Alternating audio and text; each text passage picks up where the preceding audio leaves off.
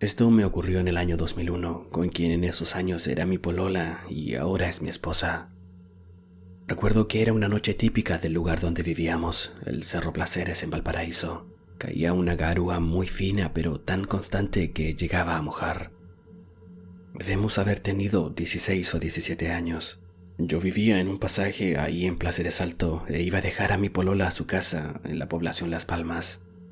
Recuerdo que para acortar camino pasamos por una calle de tierra que quedaba entre la parte trasera de la comisaría de Placeres y la población donde vivía mi pareja.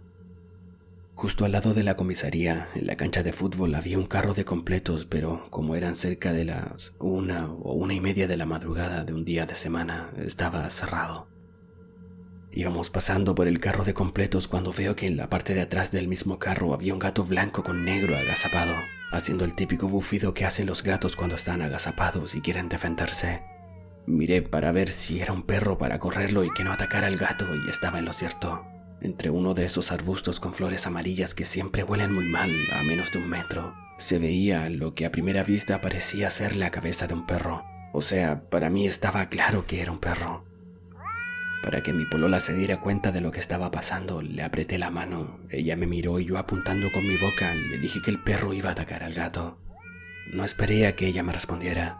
Me agaché, recogí un par de piedras y empecé a acercarme al gato para ayudarlo a espantar al perro sin quitarle la vista de encima. Estaba casi al lado del gato cuando saltó para arrancar. Fue lo primero que pensé, pero en realidad el gato se fue en contra de los arbustos para atacar al perro. Creo que lo hizo para sorprenderlo porque no pasaron ni 2 segundos y el gato salió corriendo en dirección a la cancha de fútbol que debe haber tenido al menos unos 50 metros. Con mi pareja veíamos cómo iba a toda velocidad. Incluso podíamos ver cómo timoneaba con su cola y lo primero que pensé fue que había logrado escapar, porque el perro en ningún momento había salido de entre los arbustos. Así que con mi pareja íbamos a seguir con nuestro camino, pero yo aún tenía la piedra en la mano. No sé por qué se me ocurrió tirarle la piedra al perro. En realidad, él no había hecho nada malo, solo había asustado al gato, pero él ya estaba lo bastante lejos como para que pudiera pasarle algo. Creo que lo hice para que saliera de entre medio de los arbustos y así no asustara a algún otro gato que pasara por ahí. Cuando iba levantando el brazo para tirarle la piedra al perro, de entre los arbustos salió la criatura más horrible que he visto en mi vida. Era inmenso y muy parecido a un perro galgo, pero no tenía orejas. Tenía el pelo aterciopelado y para mi sorpresa, de 2 saltos que dio alcanzó al gato. O sea, en 2 saltos recorrió casi 50 metros. Agarró al gato y se metió entre unos matorrales. Yo corrí detrás de él porque aún no tenía miedo y mi señora corrió detrás mío advirtiéndome que tuviera cuidado porque era un animal tremendo. Quedé a 5 pasos del matorral. Se escuchaba y se veía el movimiento de las ramas y de la nada el gato salió justo enfrente mío desde el córner hacia el arco. Lo recuerdo porque vi el arco desde esa posición y fue en ese momento cuando me impresioné y el miedo se apoderó de mí. Detrás del gato, hacia mi derecha, salió eso que yo pensaba en un principio que era un perro, gruñendo de una forma horrible, gutural. Obviamente al escuchar el gruñido me di cuenta de que no era un perro, un gato ni nada parecido. Para que te hagas una idea, era como un galgo, pero horrible. Yo sé que los galgos son muy delgados, pero esta cosa parecía tener el esqueleto pegado al cuerpo. Después de verlo quedé paralizado por un segundo, pero logré volver a tomar el control de mi cuerpo. Recogí una piedra y se la tiré, pero a pesar de que era una bestia descomunal, muy grande, fácil de 2 metros de longitud, no estuve ni cerca de darle con la piedra. El gato intentó escapar por segunda vez, pero esta cosa no tuvo problemas en alcanzarlo y agarrarlo muy cerca mío. Vi cómo se lo llevó a la quebrada y a pesar de que mi polola me seguía repitiendo que tuviera mucho cuidado, me acerqué a la orilla de la quebrada para ver en qué terminaba todo. Y lo único que se veía era una nube de polvo y el silencio era total. De solo recordarlo siento cómo se me aprieta el estómago. Eran las 1:30 de la mañana y estábamos con mi pareja en medio de una cancha de fútbol detrás de una comisaría, envueltos en una nube de polvo. Por un segundo nos quedamos mirando y no pude evitar preguntarle si había visto lo mismo que yo. Ella me lo confirmó, nos tomamos de la mano y comenzamos a apurar el paso para salir de la cancha.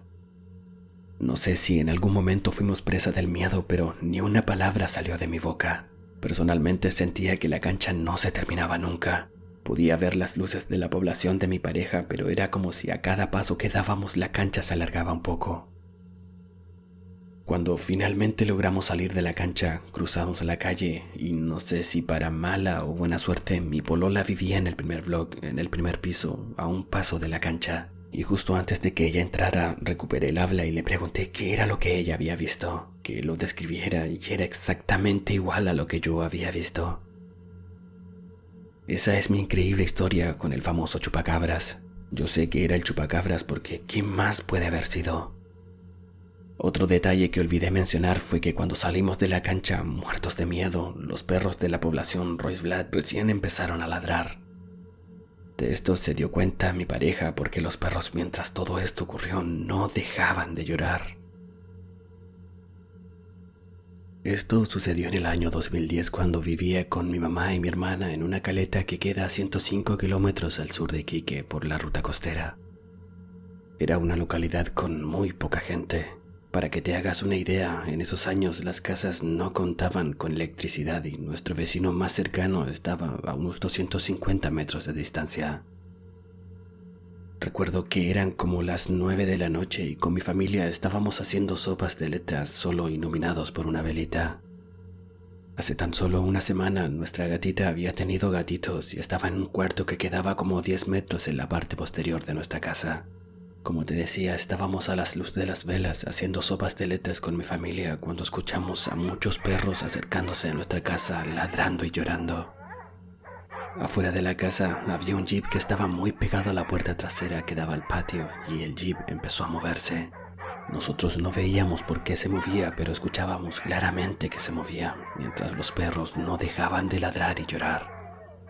El baño de nuestra casa estaba en el patio y escuchábamos que la manada de perros, que en realidad no te podría decir con certeza cuántos eran, se fueron para ese lugar y ahí fue cuando empezamos a escuchar uno de los sonidos más horribles que hemos escuchado hasta el día de hoy. Parecía ser un grito mezclado con un gruñido. Fue algo muy raro, muy infernal. Algo que claramente nunca antes habíamos escuchado.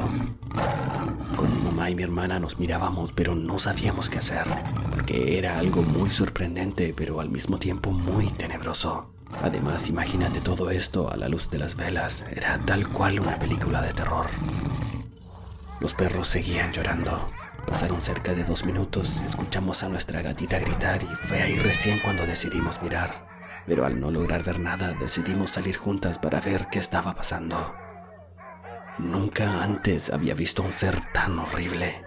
Era algo muy parecido a un orangután. Medía cerca de 1,60 m más o menos, tenía un pelaje muy oscuro y su espalda era mucho más ancha que la de un orangután común y corriente. Nuestra casa estaba en un terraplén y más abajo estaba el camino, y esta cosa, sin hacer ningún esfuerzo, saltó desde el terraplén al camino, que eran cerca de 5 metros, pero no fue un salto alto, sino que fue un salto hacia adelante. Fue muy extraño porque parecía tener sus patas pegadas al cuerpo y no se veía que las flexionara para hacer un salto de esa longitud. Cuando llegó al camino, debe haber notado nuestra presencia. Se dio vuelta, nos quedó mirando por unos segundos y todos fuimos testigos de que en su hocico, que era muy largo, llevaba a nuestra gata. A su lado iba algo blanco, tan brillante que incluso para poder verlo debíamos entrecerrar los ojos. Esa noche había luna llena y creo que de alguna forma este ser reflejaba su luz para poder alumbrar el camino del orangután. Mientras se iban alejando, cada vez se escuchaban menos los gritos de nuestra gata. Creo que esto fue lo más horrible y tenebroso de todo, y recién ahí nos dimos cuenta de que lo que habíamos visto y se había llevado a nuestra gata no era un perro, era imposible. Algo que olvidé mencionar y que después de analizar muchas veces lo vivido con mi familia, fue que antes de que este ser atrapara a nuestra gata, hubieron alrededor de 5 segundos en los que los perros dejaron de ladrar y llorar. Todo quedó en silencio absoluto. Fue algo que hasta el día de hoy no le encuentro ninguna explicación.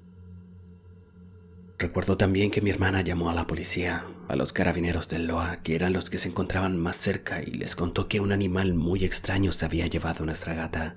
Y mientras ella le seguía diciendo lo que había pasado, dice que se escuchaba que otros policías por atrás decían: «Es el chupacabra, es el chupacabra». 15 minutos después llegaron 5 policías completamente armados. Jamás había visto ese despliegue, menos en el lugar en donde vivíamos. Lo primero que nos preguntaron fue hacia dónde se había ido. Ni siquiera nos preguntaron si nos había pasado algo a nosotras, y cuando les dijimos hacia dónde se había ido, partieron rápidamente a buscarlo. Lo buscaron un par de horas, pero no lo encontraron. Aunque no lo creas, esta no es la única historia que se cuenta en esa localidad acerca del chupacabras. Al día siguiente encontramos a nuestra gatita muerta, pero no estaba destruida, porque si suponemos que fue uno o más perros los que la habían atacado, no la habríamos encontrado completa. La encontramos bien armada, para que te hagas una idea. No tenía nada quebrado. Estaba seca como si hubieran pasado muchos días desde su muerte, pero no. Recién había sido la noche anterior. Lo que más nos llamó la atención fue que en su panza tenía 2 agujeros muy finos, tan finos que parecían como si alguien con mucha experticia le hubiera clavado 2 agujas.